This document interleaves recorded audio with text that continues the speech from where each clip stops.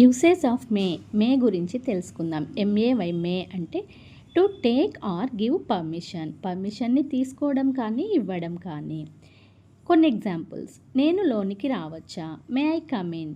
నేను వెళ్ళొచ్చా, may I go, may I leave. మీరు రావచ్చు, యు మే కమ్. మీరు వెళ్ళొచ్చు, you may leave or you may go.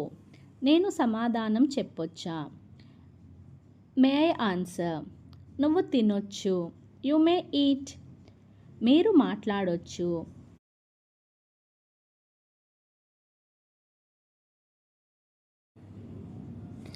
ఇంకా